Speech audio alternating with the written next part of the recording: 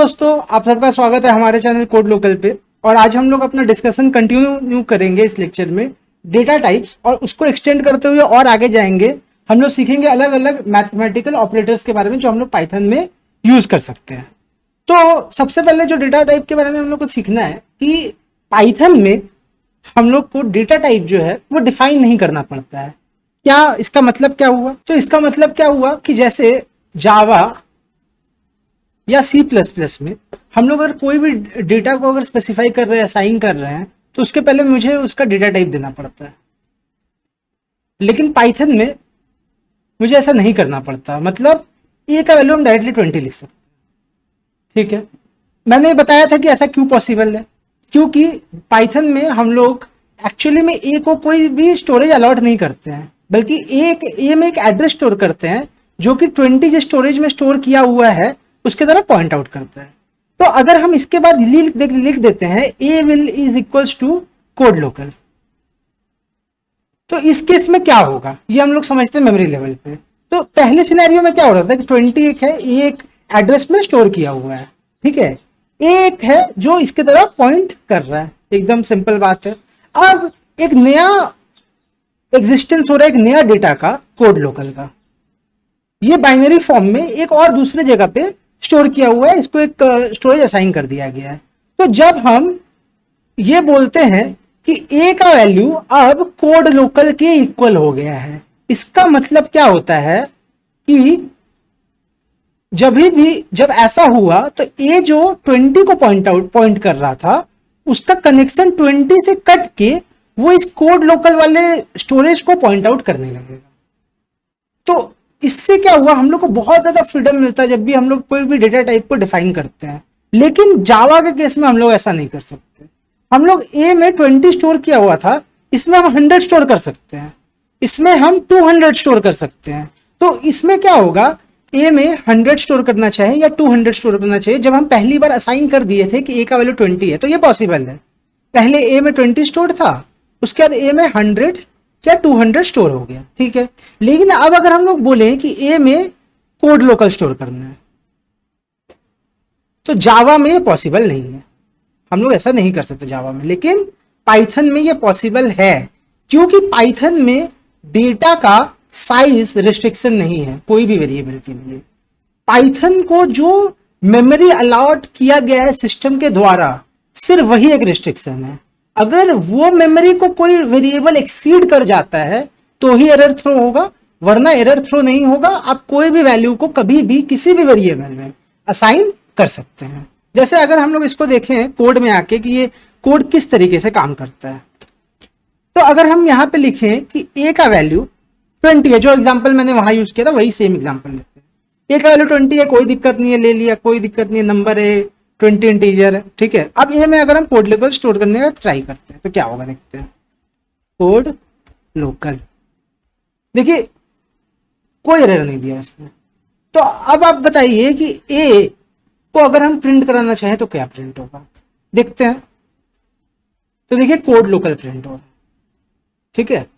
तो जो ए का वैल्यू 20 था वो ओवरराइट हो गया, तो अब जो ए जो है वेरिएबल वो किसको पॉइंट आउट कर रहा है, वो उस स्टोरेज को पॉइंट आउट कर रहा है जहां पे ये कोड लोकल स्ट्रिंग स्टोर किया हुआ है। तो अभी तक आपने देखा कि पाइथन में कोई भी वेरिएबल में कोई भी डेटा कभी भी हम लोग स्टोर कर सकते हैं, कोई रिस्ट्रिक्शन नहीं है कि स्ट्रिंग हो या इंटीजर हो। और क्यों होता है वो भी मैंने आपको बताया। तो अब आपके मन में सवाल आ रहा होगा, अगर आपने कोई पहले प्रोग्रामिंग लैंग्वेज पढ़ा है जैसे जावा या सी प्लस प्लस, तो आप जानते होंगे कि हर एक डेटा टाइप में एक रिस्ट्रिक्शन होता है अमाउंट ऑफ डेटा का। जैसे इंटीजर में 4 बाइट्स ऑफ डेटा असाइन किया जाता है, उससे ज्यादा डेटा वो स्टोर नहीं कर सकता। तो क्या पाइथन में भी ऐसा कोई रिस्ट्रिक्शन होता है? तो जवाब है नहीं, पाइथन में ऐसा कोई भी रिस्ट्रिक्शन नहीं होता है। हम लोग कितना भी बड़ा डेटा किसी भी वेरिएबल में स्टोर कर सकते हैं। रिस्ट्रिक्शन किसके ऊपर होता है? आपके सिस्टम के ऊपर। अगर आपका मान लीजिए 1 GB का सिस्टम है और आप कोई ऐसा डेटा स्टोर कर रहे हैं जिसका साइज 1 GB से ज्यादा है, तो वो एरर दे देगा। तो जैसे अगर हम सिस्टम में देखें तो ए का वैल्यू अगर हम समझ लीजिए ऐसा कुछ हम डाल दे रहे हैं कि बहुत बड़ा एक नंबर है, बहुत बड़ा नंबर, और इसको अगर हम रन करते हैं, देखिए कोई एरर नहीं आया।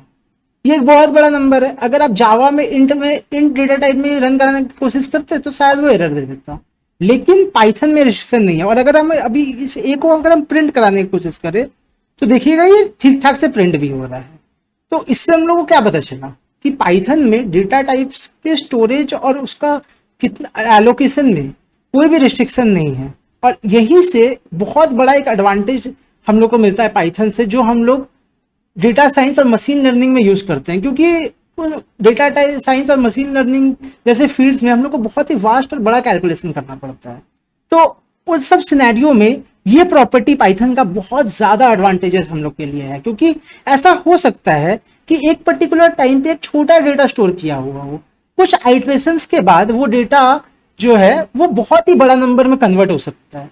तो क्योंकि ये रिस्ट्रिक्शन नहीं है पाइथन में, तो हम लोग को उस चीज की अलग से चिंता करने की जरूरत नहीं पड़ती है कि डेटा जितना भी बड़ा हो जाए, हम लोग को हमेशा वो एफिशिएंटली स्टोर करने में पाइथन हेल्प करता है। तो at this point of time हम लोग के ए वेरिएबल में एक नंबर स्टोर किया हुआ है, ठीक है। तो अगर आपको जानना है कि किस टाइप का डेटा आपके वेरिएबल में स्टोर किया हुआ है, तो पाइथन में उसका भी एक रास्ता है। अगर हम लोग ये फंक्शन यूज करें टाइप और ए यहाँ पे लिखें, तो देखिए जब मैंने टाइप ऑफ ए किया तो यहाँ पे आपको इंड दिखा रहा है। अगर मैं इसको प्रिंट करूंगा तो देखिए क्या दिखाएगा, क्या दिखा रहा है, क्लास ऑफ इंट। तो यहां से एक बहुत बड़ा डिडक्शन हम लोग के सामने आता है। वो डिडक्शन क्या है? वो डिडक्शन ये है कि पाइथन में सारा जो वेरिएबल्स होता है, हर वेरिएबल एक ऑब्जेक्ट है। ये चीज आप हमेशा याद रखिएगा। पाइथन में जितना भी वेरिएबल्स और डेटा आप डिफाइन करते हैं, असाइन करते हैं, वो अपने आप में एक ऑब्जेक्ट है। ये हम कैसे डिड्यूस कर रहे हैं? अगर हम फिर वापस से जाते हैं तो आप देखिएगा यहाँ पे क्या लिखा हुआ है कि ये जो वेरिएबल है उसका टाइप क्या है, वो इंट क्लास का एक वेरिएबल है, मतलब इंट क्लास का वो एक ऑब्जेक्ट है। तो पाइथन में हर एक डेटा और वेरिएबल जो आप डिफाइन करते हैं, असाइन करते हैं, वो अपने आप में एक ऑब्जेक्ट है। तो अगर मैं यहाँ पे ए का वैल्यू चेंज करके वापस से एक स्ट्रिंग कर दूं और फिर मैं चेक करूं कि इसका टाइप क्या है, तो देखिएगा क्या होगा। तो देखिए ये जो अब ए क्या हो गया, ए एक स्ट्रिंग क्लास का ऑब्जेक्ट या वेरिएबल में कन्वर्ट हो गया, मतलब अब वो एक स्ट्रिंग क्लास का ऑब्जेक्ट है, ठीक है। तो इस तरीके से मतलब इंट, स्ट्रिंग, इस तरीके के बहुत सारे डेटा टाइप पाइथन में भी एग्जिस्ट करते हैं।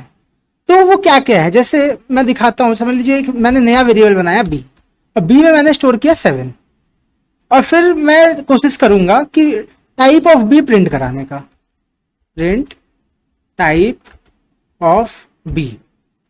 तो मैंने जब टाइप ऑफ प्रिंट कराया तो देखिएगा क्लास ऑफ इंट आ रहा है। अब अगर मैंने बी को चेंज कर दिया 7.7 में, तो आप सबको पता है, अगर आपने कोई दूसरा कोडिंग लैंग्वेज सीखा होगा या नहीं भी सीखा होगा, तो ये डेसिमल टाइप नंबर है, ठीक है। तो अगर मैं इसका टाइप प्रिंट कराने की कोशिश करता हूं तो देखिए क्या होगा। तो देखिए ये कौन से क्लास का हो गया, फ्लोट क्लास का एक वेरिएबल हो गया। उसी तरह और एक टाइप का नंबर वेरिएबल एग्जिस्ट करता है पाइथन में। जैसे अगर आपने पढ़ा होगा कॉम्प्लेक्स नंबर्स के बारे में हायर सेकेंडरी में, तो हम लोग कैसे लिखते हैं, 7 + 8j। तो अगर मैं इसको प्रिंट कराने की कोशिश करूं टाइप ऑफ बी, तो देखिए क्या है, ये कॉम्प्लेक्स नंबर है। कॉम्प्लेक्स नंबर में 2 पार्ट्स होते हैं, आपको पता है, ये रियल पार्ट है और ये इमेजिनरी पार्ट है। तो मोटा मोटा अगर बोला जाए तो नंबर टाइप ऑफ जो डेटा टाइप्स है, नंबर्स,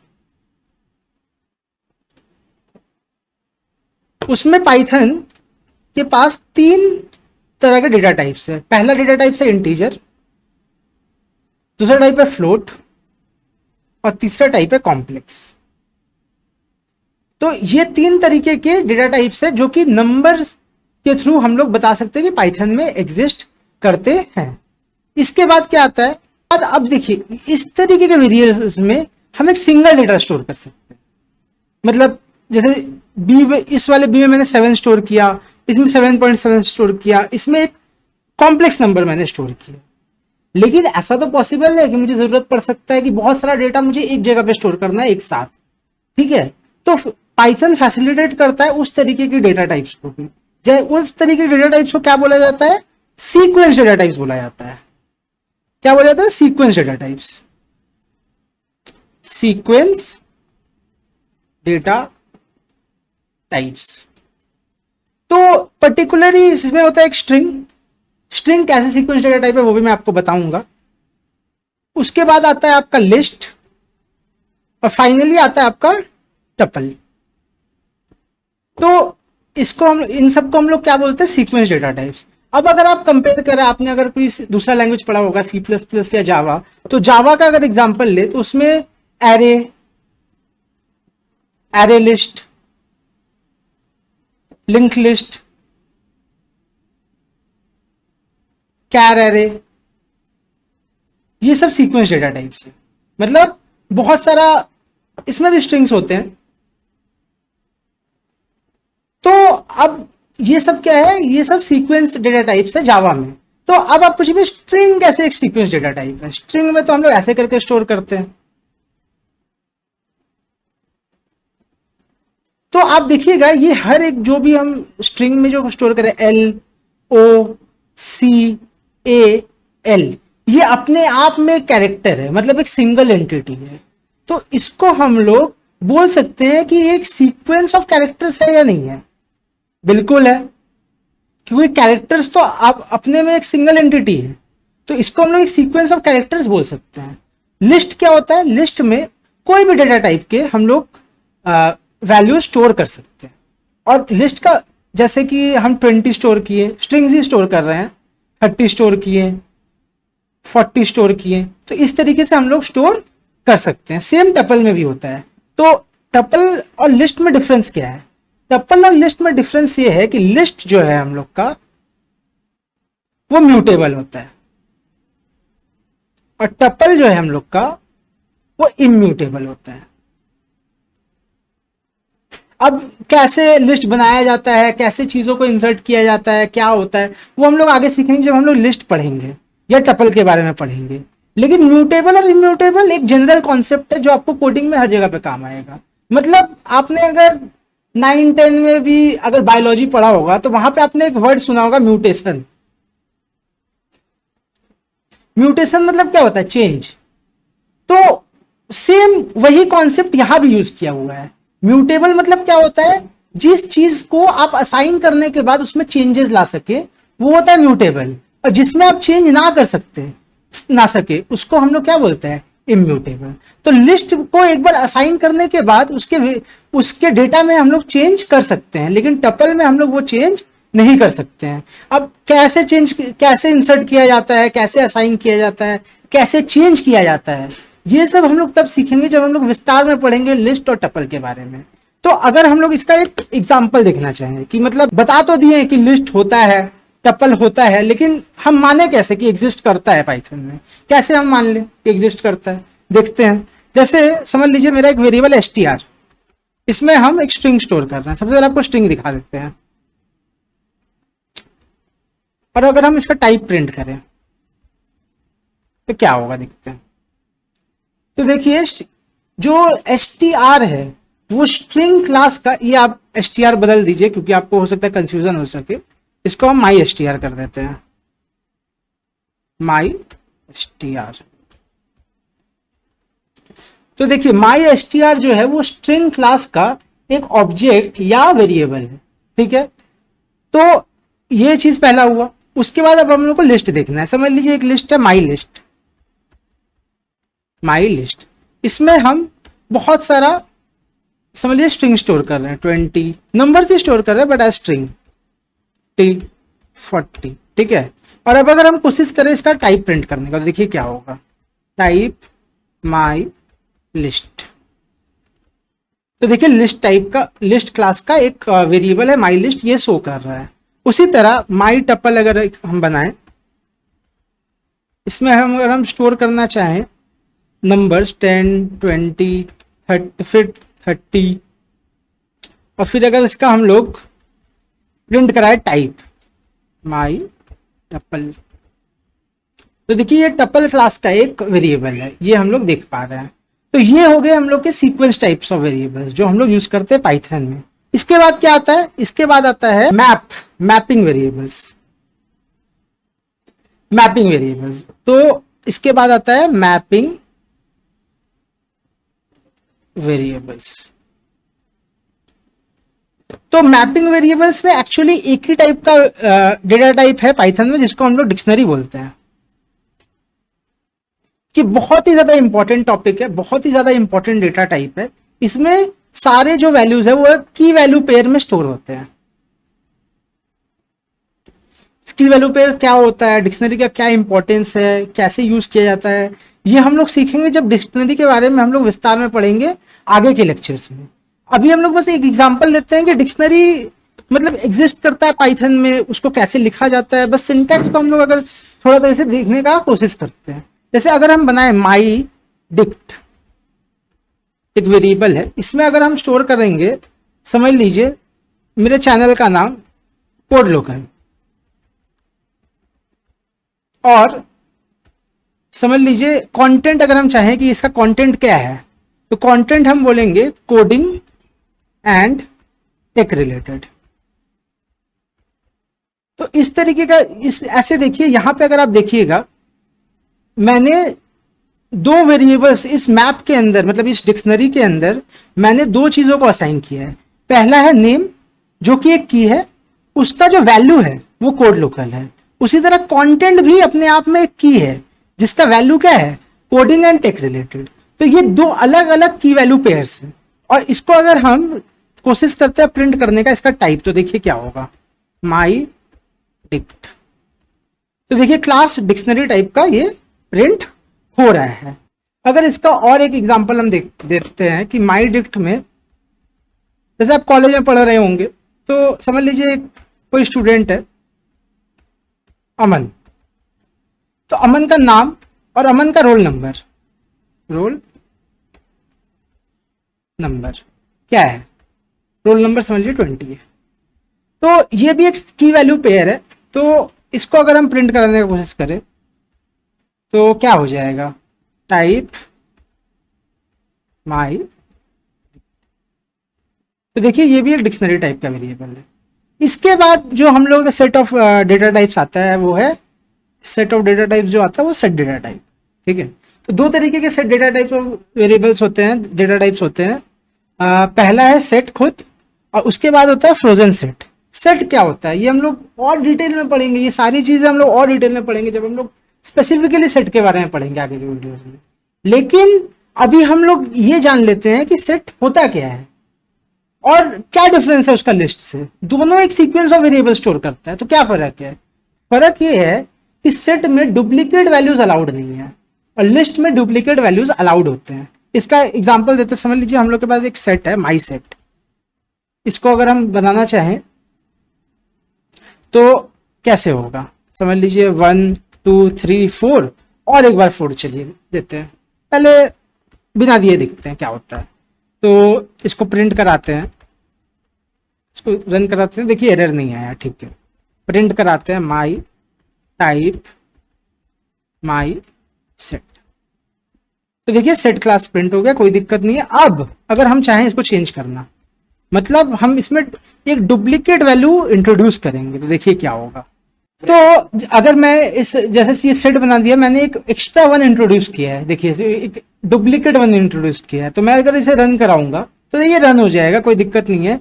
लेकिन इंटरनली क्या होगा, इस सेट में जो वो डुप्लीकेट 1 मैंने इंट्रोड्यूस किया है वो अपने आप रिजेक्ट हो जाएगा। तो अगर मैं इसको प्रिंट कराने की कोशिश करूंगा इस सेट को, तो देखिए एक बार ही 1 प्रिंट होगा, ठीक है। और इस सेट के अलावा और एक सेट टाइप का वेरिएबल होता है जिसको हम लोग फ्रोजन सेट बोलते हैं। अब फ्रोजन सेट और सेट में डिफरेंस क्या है, म्यूटेबिलिटी और इम्यूटेबिलिटी का। सेट जो है वो एक म्यूटेबल सेट है और फ्रोजन सेट इम्यूटेबल होता है बाय नेचर, ठीक है। इसके बाद जो बहुत ही इंपॉर्टेंट डेटा टाइप हम लोग का है वो है बूलियन डेटा टाइप। तो बूलियन डेटा टाइप दो तरीके का ही होता है, मतलब बूलियन मतलब क्या है, सच या झूठ, मतलब ट्रू या फॉल्स। मतलब अगर हम डिफाइन इसके बारे में और हम लोग अच्छे से समझ पाएंगे जब हम लोग आगे प्रोग्राम्स करेंगे जहां पे असलियत में ये बुलियन डेटा टाइप्स यूज होंगे। अभी फिलहाल आप ये तो समझ लीजिए कि ट्रू और फॉल्स दो वैल्यूज है जो एक बुलियन डेटा टाइप के वेरिएबल को असाइन किया जा सकता है। ए को हम लोग ट्रू कर सकते हैं, बी को हम लोग फॉल्स कर सकते हैं। अगर ए को प्रिंट कराएंगे तो देखिए ट्रू प्रिंट हो रहा है। तो ये दो तरीके के डेटा टाइप्स होते हैं अगर हम बुलियन के कॉन्सेप्ट में जाएंगे।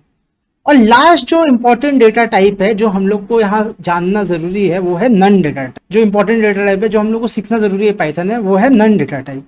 इसका मतलब अगर समझ लीजिए हम एक वेरिएबल बनाते हैं माई नन और इसमें हम लोग नन डेटा टाइप देते हैं। नन मतलब क्या होता है? नल, इसमें कोई वैल्यू स्टोर नहीं है, कुछ नहीं है, कोई डेटा टाइप नहीं है इसको, तो ये कोई भी एरर नहीं देगा। तो दिक्कत क्या, मतलब क्यों चाहिए मेरे को, ये चाहिए क्यों, क्या जरूरत है मेरे को इसका? इसको अगर हम प्रिंट करते हैं तो देखिएगा क्या होगा। तो देखिए नन टाइप क्लास का ये एक डेटा है, तो नन क्यों जरूरी है?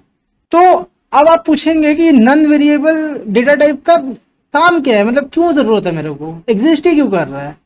तो मैं आपको एक एग्जांपल देता हूँ जिससे आपको ये चीज क्लियर होगा। समझ लीजिए आप एक सर्वे करने निकले हैं कि आपके लोकेलिटी या नेबरहुड में जितने भी प्रॉपर्टीज हैं उसका प्राइसेस क्या है। तो आप घर घर जा रहे हैं, प्रॉपर्टी टू प्रॉपर्टी जा रहे हैं, सबसे पूछ रहे हैं, कुछ लोग बता रहे हैं कि मेरा इतना है उतना है। एक इंसान ऐसा आया जो डिस्क्लोज ही नहीं करना चाहता कि उसका प्रॉपर्टी का प्राइस कितना है, बताना ही नहीं चाहता। तो आप जो सर्वे का डेटा भर रहे हैं वहां पे आप जीरो नहीं लिख सकते, क्योंकि ऑब्वियसली अगर प्रॉपर्टी एग्जिस्ट कर रहा है कुछ तो प्राइस होगा उसका, फ्री में तो होगा नहीं, जीरो मतलब फ्री हो गया, फ्री तो होगा नहीं। तो अगर वो डिस्क्लोज नहीं कर रहा है तो आप उस डेटा सेट में क्या भरिएगा? तो आप ये नन जो है वो भर सकते हैं। तो ये डिनोट क्या करेगा कि वो जो प्रॉपर्टी ओनर है वो नहीं डिस्क्लोज करना चाहता कि उसका प्रॉपर्टी का प्राइस क्या है। तो इस सब सिनेरियोज में नन डेटा टाइप यूज हो सकता है। तो यहां तक हमने देखा कि कौन कौन से तरह के डेटा टाइप्स होते हैं पाइथन में, उनका कैसे यूज किया जा सकता है, क्या यूटिलिटी है और किस तरीके से उन सब का हम लोग क्लास पता कर सकते हैं। तो मैं फाइनली इस वीडियो को एंड करने से पहले एक समरी दे देना चाहता हूं कि जैसे आप देखिएगा इस केस में मैंने जो लिस्ट बनाया है, लिस्ट का देखिए जो ब्रैकेट्स है वो स्टार्ट हो रहा है थर्ड ब्रैकेट से, ठीक है। टप्पल में देखिए फर्स्ट ब्रैकेट का यूज हो रहा है जब भी हम लोग उसको डिफाइन कर रहे हैं। उसी तरह आप अगर आ जाइएगा सेट में, तो सेट में देखिएगा सेकंड ब्रैकेट यूज हो रहा है। तो आप इस चीज से भी देख के समझ सकते हैं कि कौन सा जो डेटा है वो किस डेटा टाइप का है और क्या वो टाइप, मतलब अगर उसका अगर हम लोग टाइप प्रिंट करें तो आप एक अंदाजा लगा सकते हैं कि क्या प्रिंट होगा या वो किस डेटा टाइप का है। तो इस वीडियो में हम लोग ये सब सीखे कि कौन कौन से डेटा टाइप्स होते हैं, हम लोग कैसे पता चलेगा कि कौन सा वेरिएबल किस डेटा टाइप का है, टाइप फंक्शन यूज करके ऑब्वियसली, और हम लोग कैसे करके हर एक डेटा टाइप को डिफाइन कर सकते हैं, असाइन कर सकते हैं और उसका यूज क्या है, यूटिलिटी क्या है पाइथन में। तो इस वीडियो को यही रैप अप करते हैं क्योंकि ये काफी लंबा हो जा रहा है। ऑपरेटर्स हम लोग सीखेंगे नेक्स्ट वीडियो में, और भी नई नई चीजों को और नए कंपोनेंट्स के पाइथन को हम लोग नेक्स्ट वीडियो में और इन डेप्थ जाके सीखने की और सिखाने की कोशिश करेंगे। तो आज का वीडियो यही एंड करते हैं। प्लीज हमारे चैनल को सब्सक्राइब कीजिए, लाइक कीजिए, शेयर कीजिए अपने दोस्तों में और पढ़ते रहिए और थैंक यू।